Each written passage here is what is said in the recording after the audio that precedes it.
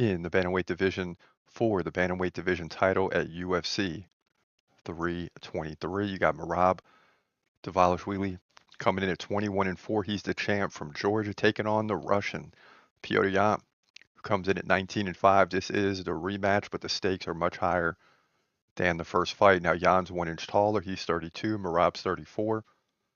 Merab 1 inch reach advantage. He stands right-handed. Yan is a switch stance fighter. Yan actually has the advantage on the feet, 5.1 significant strikes per minute to 4.3. But the takedown game is where it's at. We saw Merab in his last fight land 20 takedowns against Corey Sandhagen. On average, he lands 2 per round. Of course, that's inflated due to the last fight, but he's well over 1 per round. Yan gets 1 every other round, but Merab 82% takedown defense, Yan 85.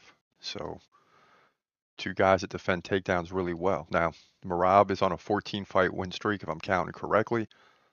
Since Yan, the last time he's won 5 straight, beat Henry Cejudo, then won the belt against O'Malley, later would defend it against O'Malley. That led to his submission, beat Umar and Corey Sandhagen along the way. Now, in the last fight with Petr Yan, he landed 11 takedowns compared to 1 and doubled up nearly in significant strikes, 147-75.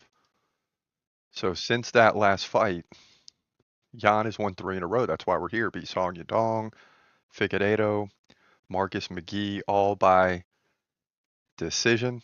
And, he's had 4 takedowns during that time, giving up 3. I'm not saying Yan can't win, but I think Merab's run out of opponents. It's time for him to move up divisions, or he can just continue dominating at this level. But we don't see many people like Khabib anymore that are comfortable with just dominating and keeping the title in that division. A lot of guys want to move up. So we'll see what Merab wants to do in the post-fight, but going into this thing, it's just they've run out of opponents. He gets to face Yan again.